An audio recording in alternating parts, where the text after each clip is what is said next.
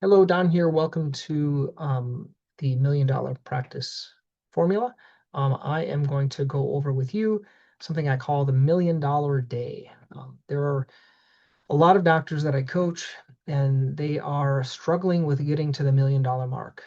So, $1 million years kind of boil down to $1 million days, and I'm going to try to explain it as simply as I can to you what this $1 million day looks like. Okay, so one of the most common questions I get from doctors is simple. What does a $1 million practice look like one day at a time?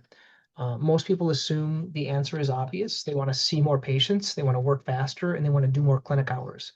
But that isn't the answer. So the answer isn't seeing more patients. There is a certain level you have to get of patients to see, but then after that, it's not really that beneficial. In fact, $1 million podiatrists, they see roughly the same number of patients as everyone else, or maybe even less. The difference is how these visits are structured. So let me help you to understand, and I'm going to walk through a typical day. So I'm going to keep it simple. Let's say you see 20 patients, you earn $200 per visit. That is $4,000 per day. Now, some days you're going to see more, some days you're going to produce more or less and see less. But to keep it simple, if you then have that $4,000 day times 20 days a month, okay, so let's say 5 days a week for 4 weeks, that's 20 days a month, that's 80,000 per month. Okay, that's the baseline number.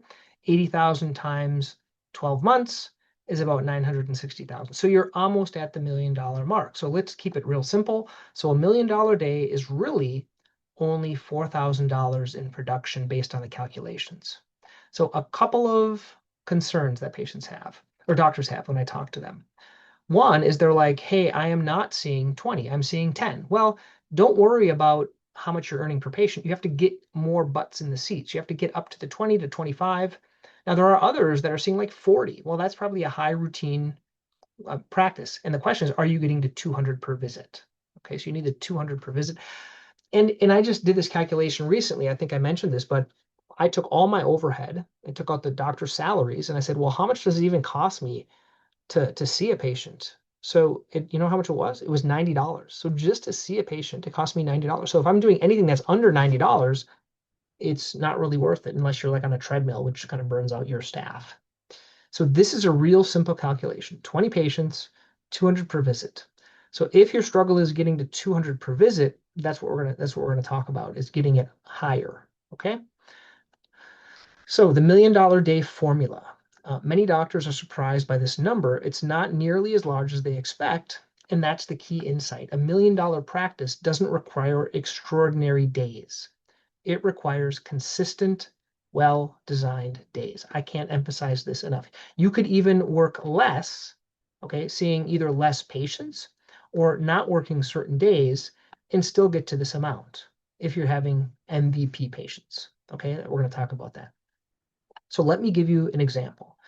Let's imagine a typical clinic day. This is one of mine from 22 patients. So I'm going to go over a few of these and kind of point out some things, okay? So let's say patient one was a diabetic foot exam. We did an exam, an evaluation. The visit was $95. It was important medically, but not very high value financially for this patient. Maybe it was just an exam. We didn't even trim the nails. We don't do diabetic shoes in our office, but we didn't recommend anything else. No creams, no nothing like that. Okay, $95. Now I want to share with you, like a diabetic, a lot of times they'll have a callus. Okay, let's say you do callus care or nail care. Even if it's not covered, it might be $75. Okay, that would bump it up, 75. Another thing that you could do is if they have dry skin, you could do a lotion. We have a Marigel Blue that would up it a little bit. If you had a callus, you could do a pumice bar and a callus cream, which would up it a little bit more. So these are just, if every single patient you can up a little bit, you're going to get to that $200 a lot easier. Now, if you are super busy and you don't have any time to talk to patients, you're not going to do this. You're not going to think outside the box. But there are always other things that patients have that you could talk to them and gladly they would gladly have you help. Okay, but if you just let's just keep it at $95. Next patient was a toenail fungus. So this patient, let's say we talked about different treatments. We did a nail sample, came back, and they decided they wanted laser. So laser would be 6 visits, $1,500. Then there's my fungal kit, which includes the UV light, the shoe spray, and the Theranail for $200. And I left Lamisil as a backup option if we're not improving. Okay, that's $1,700. Okay. The patient initially paid for all of this. Why? Because they get 10% off, so it would save $170. This what I would call an MVP patient. Okay. Now let's say they didn't do the fungus. You take that off, they didn't do the 1500, and they came back and you still added $200 to your visit when you prescribed the terbinafine. Okay, so that makes the regular terbinafine visit a little bit higher. It's still much better if you think laser works.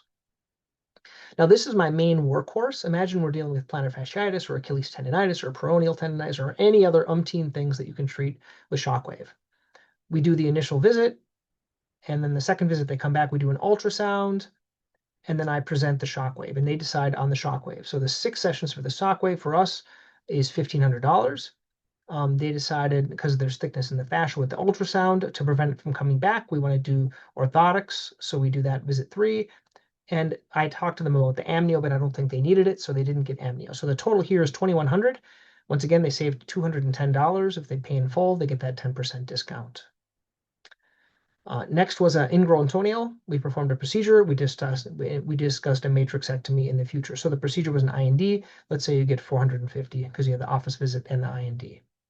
Patient 5 was a Achilles tendon patient, and we did shockwave. We didn't do orthotics with this one, and they just paid $1,500 in full. Okay, once again because they get the 10% discount.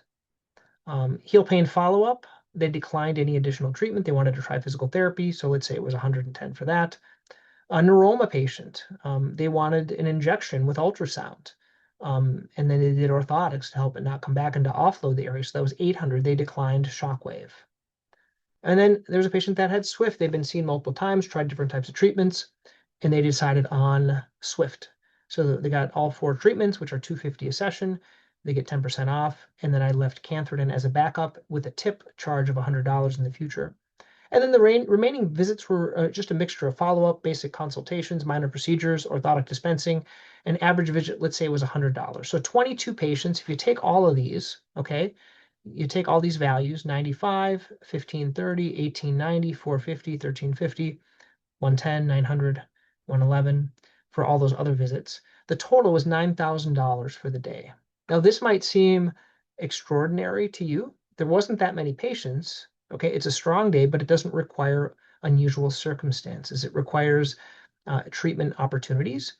Now, but what happens if you only did half that? Let's say I said there were 4 MVPs that day. What happens if you only did 2 MVPs? So I want you to notice that this day we only saw 22 patients, and it easily doubled the $4,000 goal. Okay, it was if you did half of that, it would still be 4,000 that you want to meet to get to the $1 million mark. So there are many opportunities to increase the day's revenue. Now let's make this even simpler. If you have 20 patients times $100 a visit, that's $2,000. Okay, so let's say all your patients only were worth 100. That's very low. Okay, that's $2,000. But then let's say you did one package, 1,500, and then one orthotic, which was 600. So it's 4,100. You reached your goal. Okay, so I want to make this simple. A lot of times each day, all you need is one orthotic and one package. Or you could do, let's say, 3 orthotics or 2 orthotics in one package or whatever it is. Okay. So the key is having something that you can offer patients that's higher value that they'll pay for along with something else. So these are called the MVP patients. So the hidden insight is that what makes this day successful isn't volume. It's the presence of MVP, most valuable patients, and orthotics. So even just 2 or 3 MVP patients can significantly alter the practice economics. So if you're not doing any of these things, you're just kind of running low. So the MVP rule, okay, a powerful rule many successful practices follow is 2 MVPs equals success. So if you can have 2 MVPs a day, that's success. Because you meet it because of the production. So if you already have the 20 to 25 patients, you're meeting it based on the number, and then you need 2 MVPs. Everything else is an additional production. So that's kind of an easy way to think about it. If you don't want to track like me, a lot of times I track my things, but if you have 2 MVP patients a day, you're going to be good. Some days you're going to have 3, some days you're going to have 4, and some days you're going to be off. I understand that. So my early mistake in the career is that I would see the same patients, but I would handle them differently. For plantar fasciitis, for example, I would try stretching, anti-inflammatories. I would do a cortisone and then just better shoes. I wouldn't offer anything. I said, come back if it doesn't improve. The visit might produce $120. The patient might struggle for months. And eventually they might seek treatment elsewhere because they didn't know the plan. I think the treatment sheets really help my patients kind of know what the plan is. And then when this happened and they started going other places or didn't come to see, it was humbling. And in some patients, sometimes we don't fail patients by recommending enough. We fail by recommending too little. So how do you design the $1 million day? So once you understand the math, designing a $1 million day is pretty straightforward. At the end of the day, ask yourself, what are the MVP patients of the day? What are my 2 or 3 MVP patients of the day?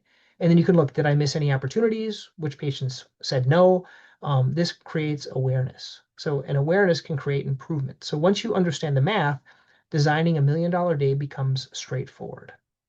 So the big lesson is that a $1 million practice isn't built on a few extraordinary days or a few extraordinary doctors. It's built on hundreds of well-designed days, and over time, those compound and the practice grows naturally. So the action steps, I want you to design your own $1 million day. I want you to calculate your daily production target, identify 2 MVP patients that appear on your schedule, and improve your education and treatment process for those types of conditions. Is it going to be warts for you? Is it going to be heel pain? What's it going to be? So these small improvements in a practice can produce and make remarkable results. So by now you see that the $1 million practice isn't just one extraordinary day. It's built from hundreds of well-designed days. Knowledge alone rarely changes a practice, so systems do. So I created the 2 things. I have my $1 million audit. So if you haven't done the audit, I would go to podiatrypracticemastery.com/audit. I would start with that. And then if you want to go into the $1 million club, I'm going to credit any price you pay for the audit into the $1 million club. That's going to help you implementing these. If you want to try them on your own, that's great. I'll give you recommendations. You can try them. Like I'm giving all the recommendations right here. Try them. Tell me how it works. I hope you get success. But if you need help implementing them, let me know, and I would be happy to help you. Okay. Once again, if you want to get this whole book, I would go to podiatrypracticemastery.com/book, and you can download this whole thing to review at your own leisure.